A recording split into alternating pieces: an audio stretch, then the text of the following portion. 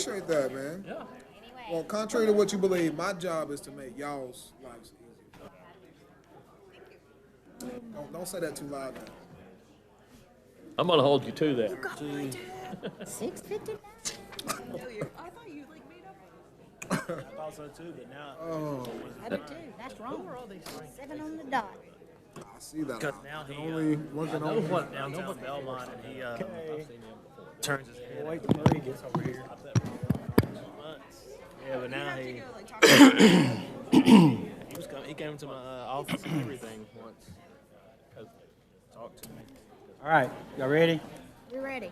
We're ready. All right, let's do it. Good evening, and welcome to our city council meeting this May the 11th of 2026. I'd like to call our meeting to order.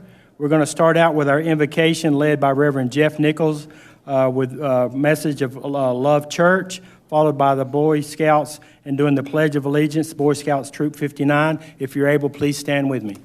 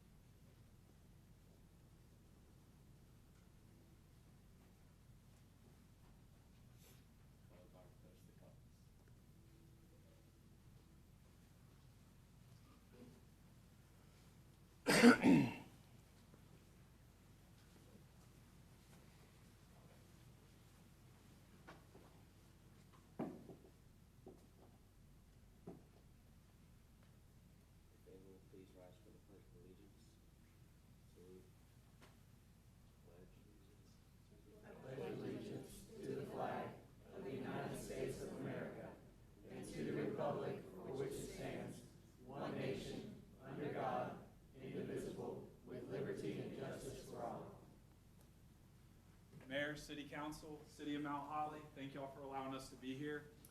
Happy belated Mother's Day to all the mothers out there. Y'all are the backbone, and y'all should be celebrated every day, not just one day a year. We also have Memorial Day coming up, so please take the time to thank the families of our fallen heroes and take a moment to remember them.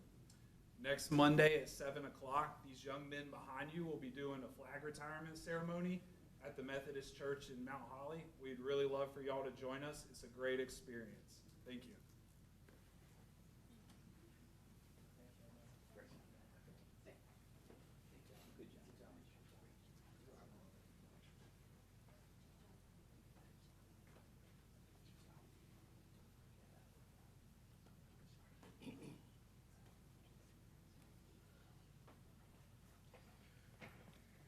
Thank you, Mr. Nichols, for your invocation, and thank you to Troop 59 for always being here for us. You may be seated.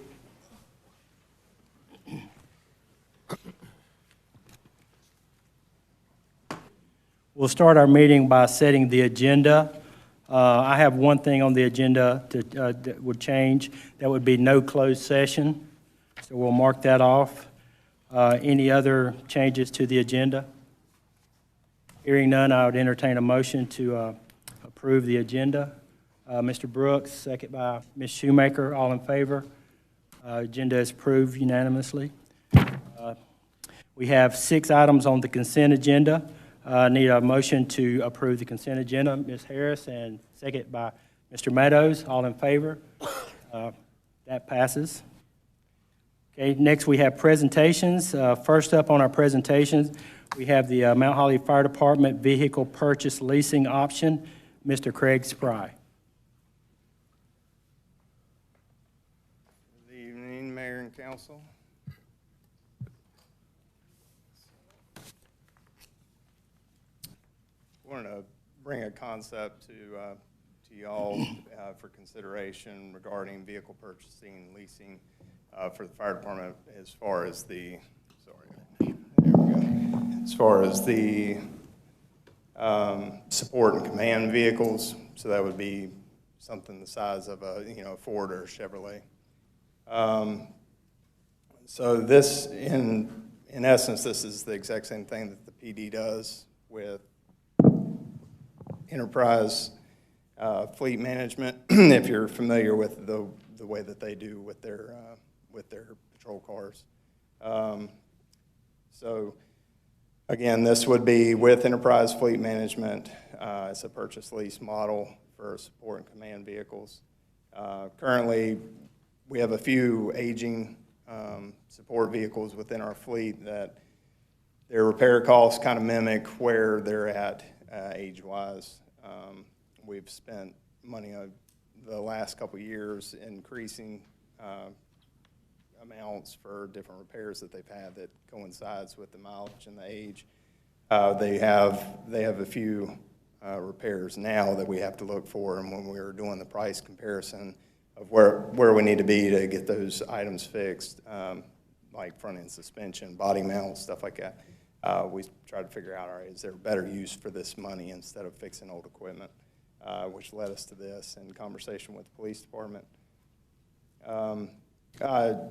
Just like any city department or city as a whole, we want to maintain reliable support and command vehicles and reduce the downtime. We also want to have a cost-effective replacement strategy and help us predict budgeting year to year. What we're proposing is to partner with Enterprise, like the PD has done, and utilize their purchase lease model, which would gain us the structured replacement cycle and also give us professional fleet guidance with professionals. Currently, the Mount Holly Police Department, like we said, utilizes them. Belmont, Stanley, Cramerton, they all do. They have all had great success and all recommend this style. From a financial standpoint, the cost would be spread over 5 years for these vehicles. And it would avoid the large one-time expense of the cost of a vehicle so that we can predict that annual cost and make it a little bit easier when we're planning budgets year to year. Some of the advantages with Enterprise, annually our consultant and her team would look at our fleet, go through there, compare the age, mileage, repair costs that we're having, compare that to the market, see if it's worth it for us just to keep it in our fleet and it's good and keep going just as we are, or if maybe we've come to a point in that vehicle's life to go ahead and swap it out, just so that we maximize the resale value. Again, this would eliminate the guesswork because we're not car dealers. So with this, there's no mileage restrictions, there's no wear and tear penalties, and this, in essence, and hopefully would keep us within warranty longer. Or not longer, but it would keep us within or outside of that warranty window where we're having to take on those costs. It would shorten that window up. Maintenance, we would stay just as we do currently with our fleet. The city garage would handle all preventative maintenance items that they can handle in-house. Any warranty issues or anything out of the scope of the city's garage maintenance would be handled at local dealers. Just for an example, an F-250, we've been quoted for approximately $60,000. Under the purchase lease model that they have, that would be about $1,100 a month or $13,000 a year.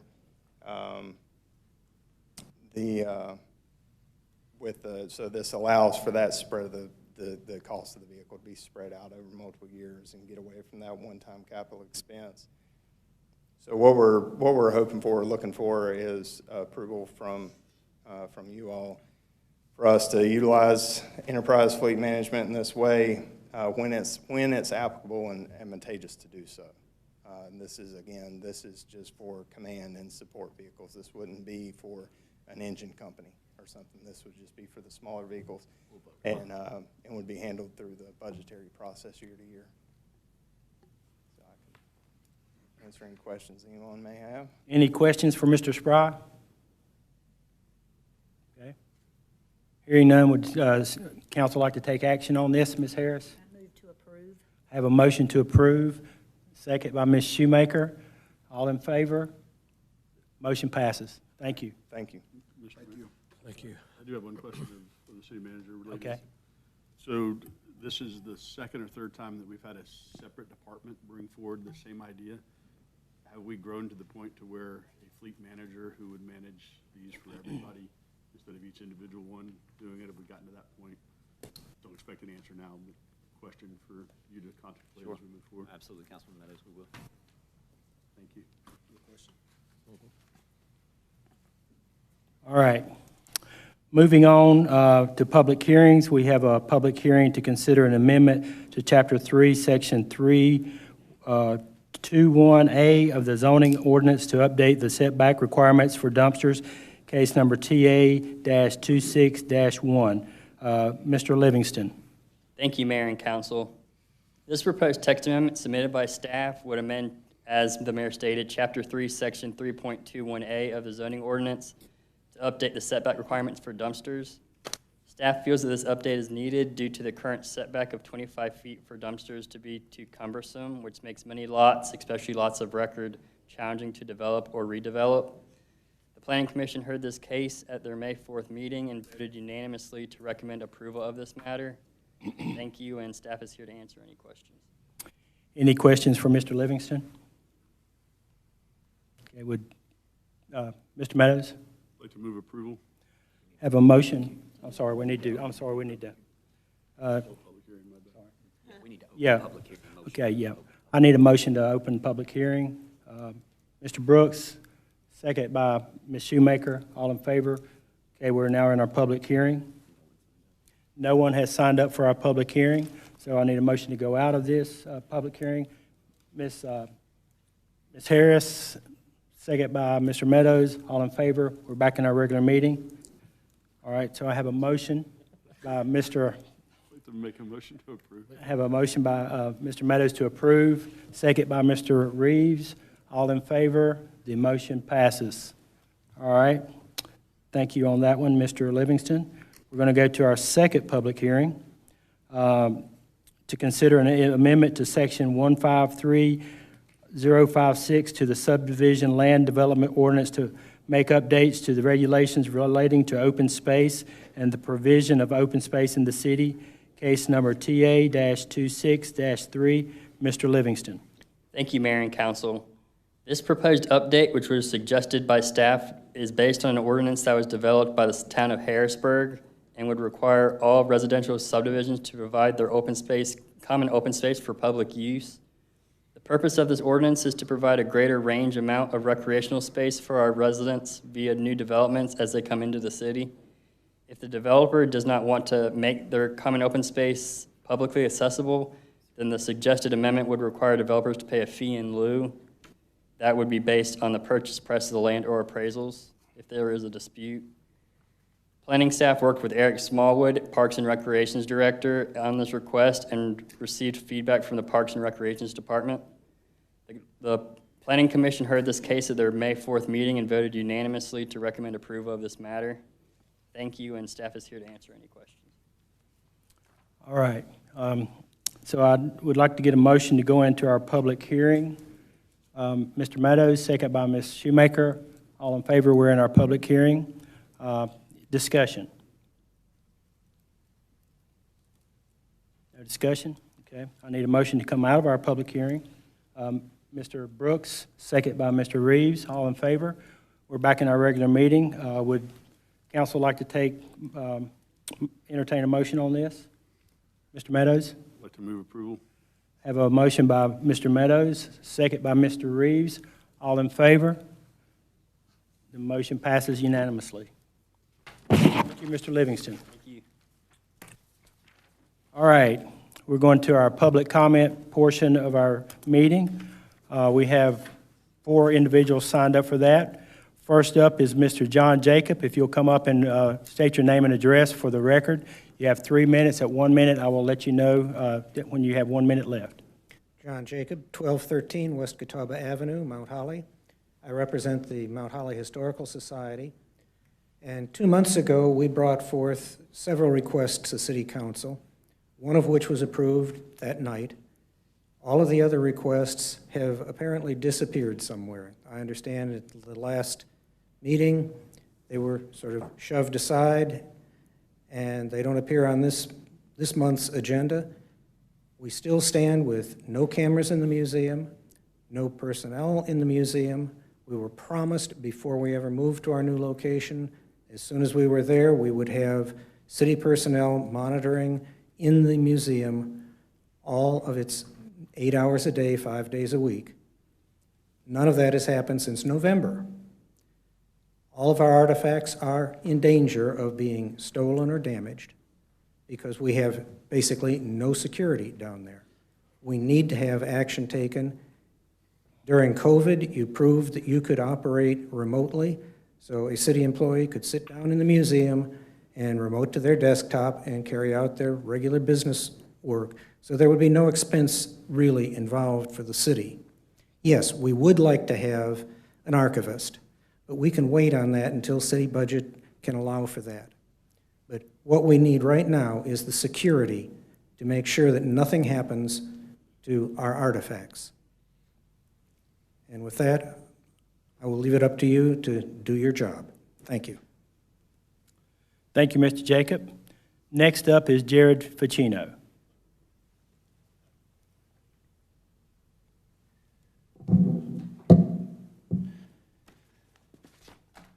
Jared Ficino, 157 Oakland Street. I'm here to speak about the events that occurred during our last city council meeting around the streetlights development. This is a hard message for me to deliver because I'm going to say some very direct things about folks on the council. 2008 Vision Plan, core value number 3 is visionary leadership. The city depends on leaders who inspire trust and who can see the big picture. 2018 Vision Plan, core value number 6, advance the legacy of visionary leadership. Mount Holly will build on the successes of its partnerships to lead with a vision that is respectful of its citizens, welcoming new ideas, willing to explore creative partnerships, and work for positive change for the future of our city. The events surrounding the entire life cycle of the downtown development and the Historic Society and 131 Main Street projects show patterns. Ms. Harris, Mr. Reeves, and Councilman Moore voted for the land acquisitions, all the way up to the final extensions. They're in favor and voted for many of the procedures for 131 Main Street and relocating the Historic Society until they weren't for it. Circling back to streetlights, Ms. Harris and Mr. Reeves voted for the MOU. In the MOU, it's a 2-page document.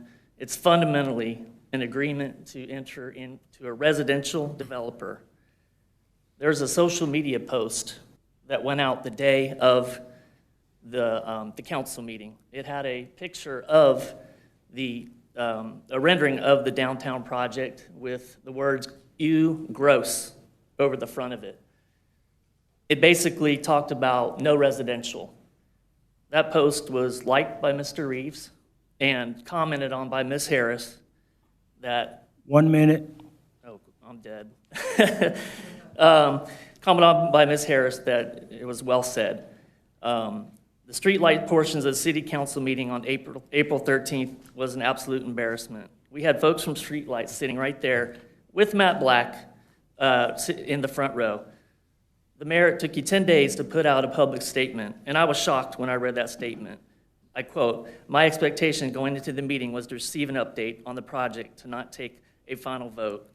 If so, really, why did you have prepared written remarks to the contrary? Why did the city staff work over the weekend to finalize contracts? You obviously knew the vote was likely. You did not work with the council behind the scenes to know if you had the votes or not. If your true intentions were not to rush and to have more time to review last-minute contract details for more public review, you should have ensured a more positive outcome." And my time is up. Thank you, Mr. Ficino. Next up is Michelle Yao.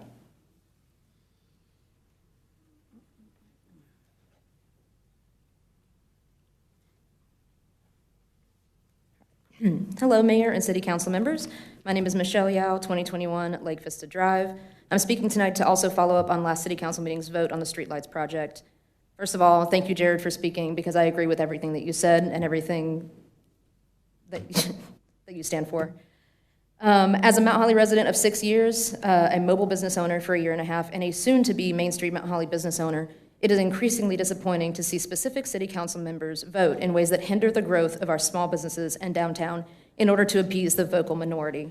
This small group of people have the free time to live on Facebook groups and regularly attend these meetings to complain about anything and everything they feel might inconvenience them personally. These people who speak the loudest are the ones with the most misinformation and the least involvement in what is going on in this downtown every day. Kendall and Lauren, the owners of Catalyst Mercantile, put out a petition to reemphasize support for this project. In just the last 2 weeks that the two businesses were circulating this petition, we garnered almost 150 signatures between in-person and online supporters. These are people who frequent downtown Mount Holly and support our businesses on a weekly basis. People who want more reason to come downtown, bring their families, enjoy a park, and spend more time and money here. Growth is coming to Mount Holly, whether a certain demographic likes it or not. And the folks we've talked to over the past 2 weeks are disappointed to not see this project come to life and have expressed confusion over City Council's decision to not support it. I'm repeating myself a bit as I've already sent this in an email to all of y'all. Jonathan Blanton sent a very thoughtful response, which I appreciated. Kenneth Reeves responded so quickly that I'm sure he didn't fully read my message. And William Brooks sent a vague response of no real consequence. Even if it's too late for our voices to help save this specific project, I want to be clear that the business owners of this town are paying attention to City Council and their decisions. We are here every day, not just for the Mount Holly Nights or holiday events, but for the Tuesdays, the slow days, the rainy days, and the tough days. We are looking to build this community in downtown, and we are hopeful that you are willing to work with us. 1 minute. Not be here in person tonight. Thank you for your time. Next up is Terry Udy.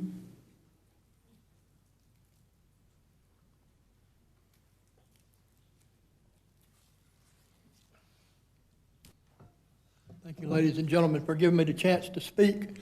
When is enough not enough? We've got several new housing developments that are planning on coming in. One of them is supposed to be coming in right beside where I live, which is Mountain Island Village. With the way that the traffic and everything's getting, I wish City Council would sit there and stop and think about these people coming in and what they're wanting to do. We're not Denver, we're not Mooresville or Morganton. The ideal prices for these homes that they're wanting to build are over $400,000. Is that really feasible in a small town like Mount Holly? I mean, and it goes beyond that. I mean, we talked with the planners, the ones that wanted to do this development. You know, we ask them questions like affordable housing. They could care less. You know, how can y'all, being where y'all sit, allow people like this to come in with the housing problem being the way it is and not say, okay, can you set aside a certain number of homes for this? I think it's a shame, as y'all being the leaders of the city, that y'all can't do that. Because what is happening is everything that's coming in Charlotte is pushing over into Mount Holly. Mount Holly's a small town. I've been here for 10 years. I've loved every year I've been here. But when you start seeing stuff like this happen, and city council says, well, just do enough.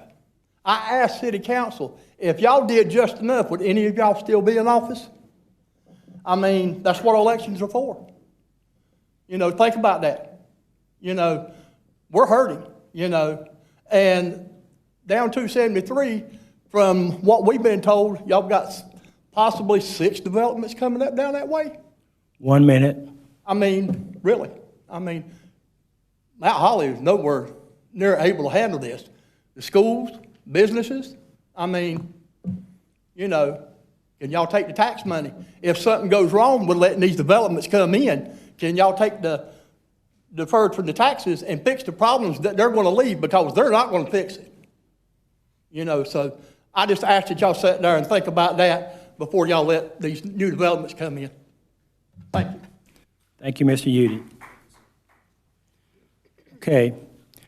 Next on our agenda is old business, consideration of rezoning of tax parcels number 177847, 177844, 177594, 177846, and 218371 from R1 Gaston County and R12 City to City CDMF Conditional District Multifamily for the Holly Heights Townhome Development Case, R26-1.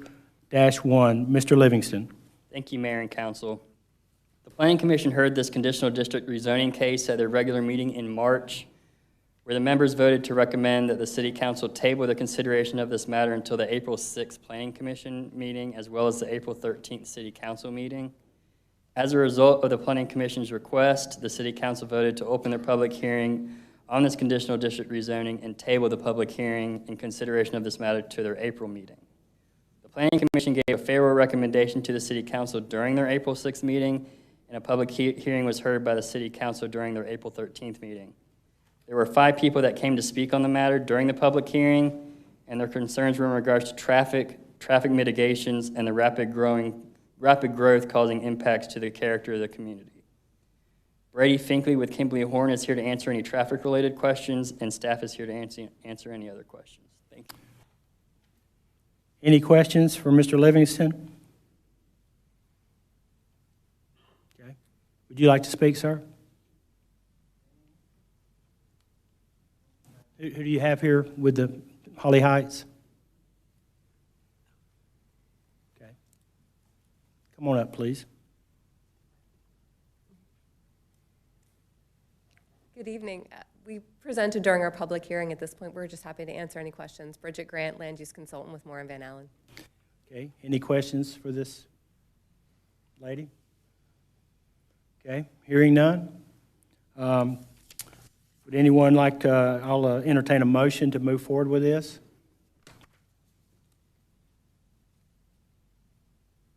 No one? Okay.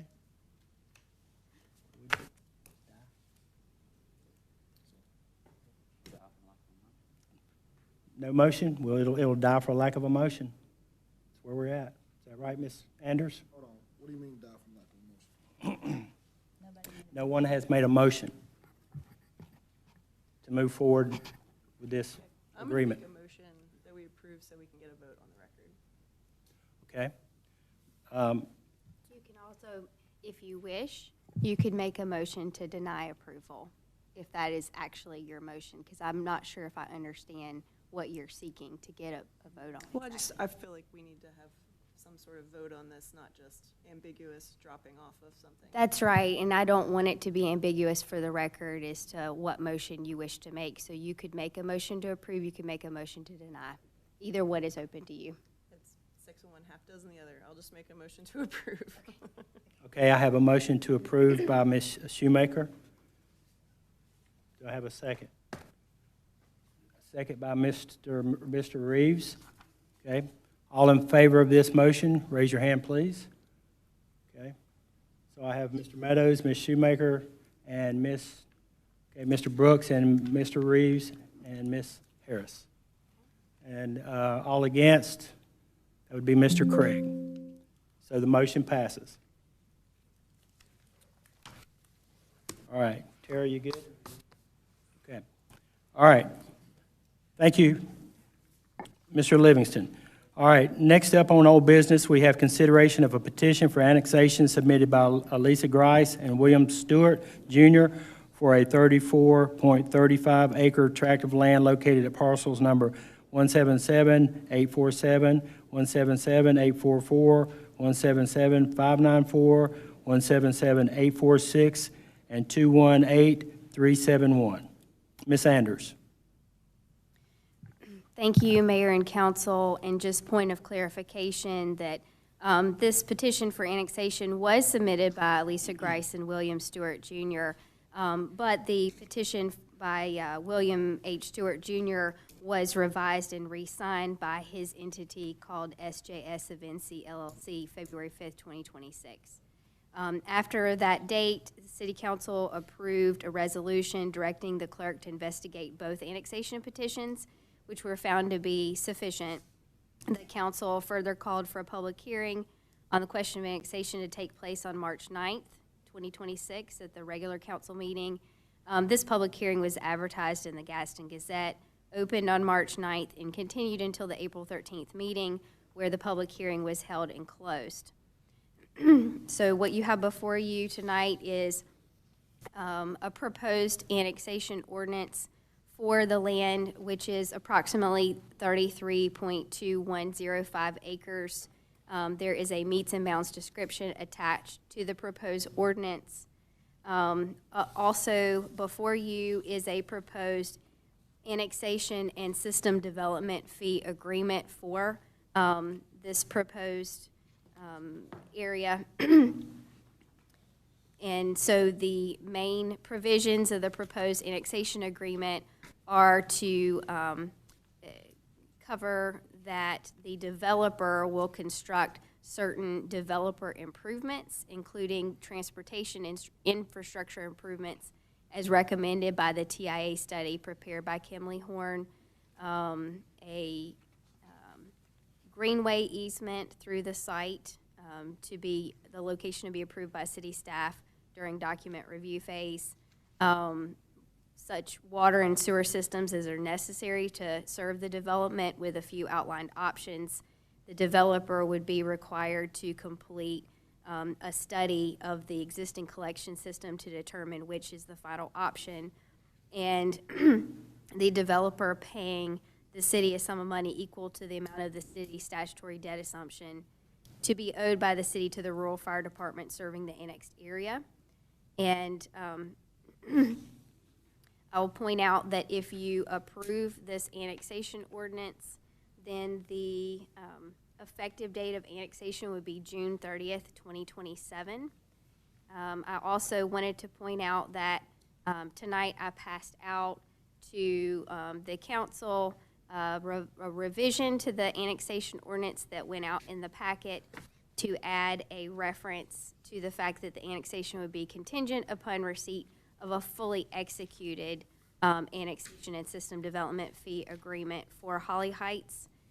The petitioners have signed it. We are awaiting signatures from the developer and do believe that we would receive those in short order. And that is the only change since the version that was out in the agenda packet. I would be happy to try to answer any questions. Any questions for Ms. Anders? Okay. Hearing none, would council like to move forward with this? Ms. Shoemaker? Frankly, I'd like to postpone the vote on this until we actually have the completed agreements. Okay.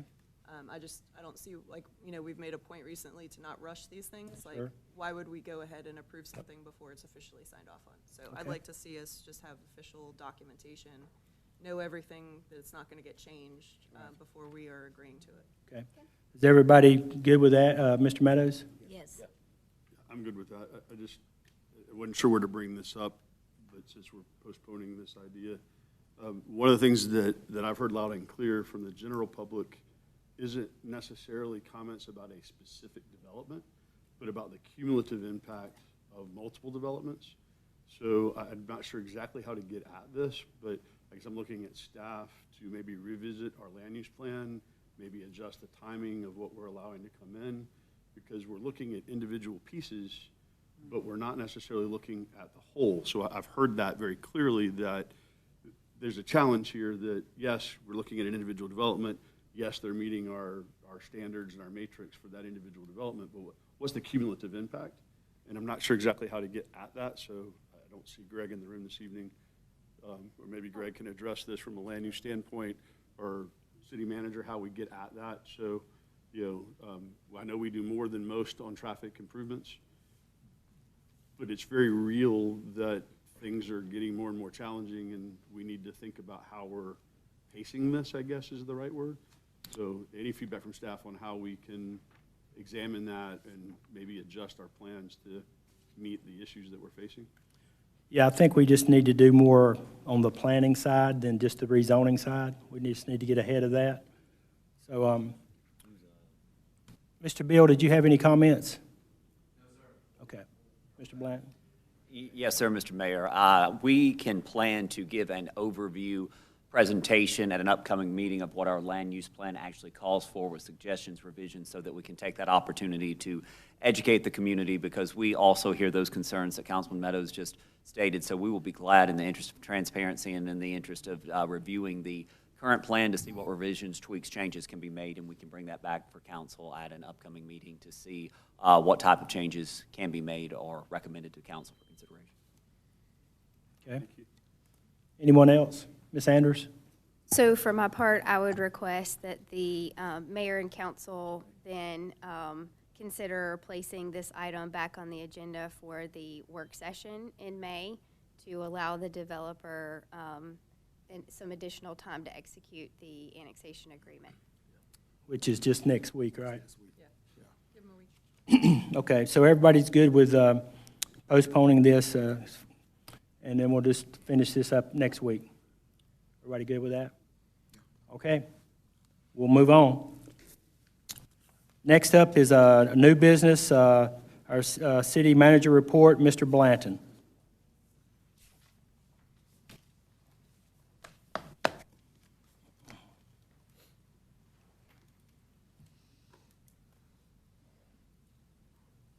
Thank you, Mr. Mayor, Council. We have had a very busy last few weeks, and I want to share a recap of some of the exciting events that we've had and talk about a few events that are on the horizon.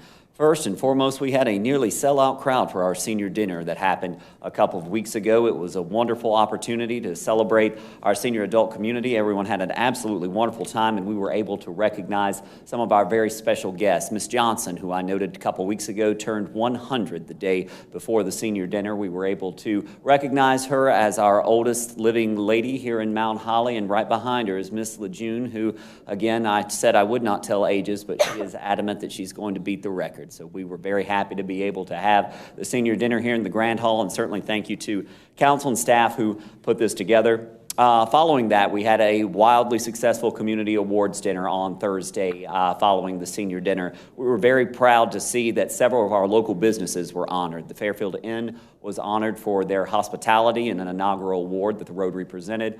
Also, Jenny and Lee Bolton from Bolton's Curbside Cookery were recognized right here in Mount Holly.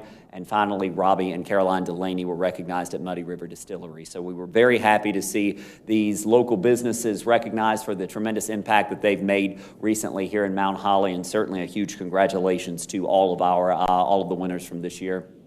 We also, despite it being a bit chilly out that following Friday, had a wildly successful downtown Mount Holly Nights where we welcomed over 2,100 people. So huge turnout for our first event of the season. So certainly thank you to staff for all of the planning and the support of council and making sure that we have a very successful lineup for the upcoming concert series. We've gotten a lot of questions about Woodlawn Park. We did a little blurb on that a couple weeks ago, and we've been fielding lots of questions about where Woodlawn Park is and what's going on there. We've got our pickleball court opened, as well as some renovations that have happened down off of Woodlawn Park, which is right off of Woodlawn Drive. So we certainly encourage the public to go out and enjoy this warm weather, and a special thanks to Eric, our Parks and Recreation Department, for these renovations and seeing this project come online. Recently, last week, we traveled to Raleigh, myself with Mayor Moore, Mayor Pro Tem Harris, Councilman Reeves, Councilman Craig, and Councilman Brooks were able to spend a few days at the North Carolina League of Municipalities City Vision Conference, and it was time well spent. We were able to meet with our state senator, state representative, to talk about some of the issues that are very important here in Mount Holly.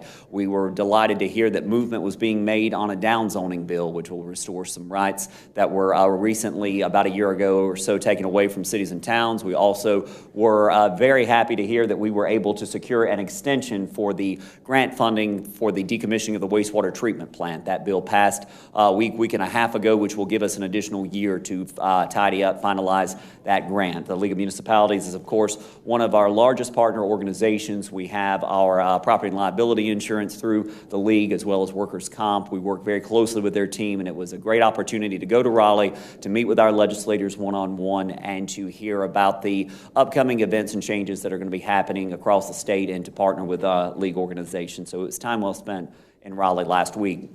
Also, back here at home, Campaign Michael Way is nearing completion. We hope to see Phase 1 completed within the next 3 weeks, and we will be going forward with Phase 2. We are, fingers crossed, hopefully set to finalize this project by the end of the year. So a lot of progress being made, and that photo certainly is a very telling image of the wonderful work that is happening behind the Fairfield Inn connecting Caldwell Drive with YMCA Drive.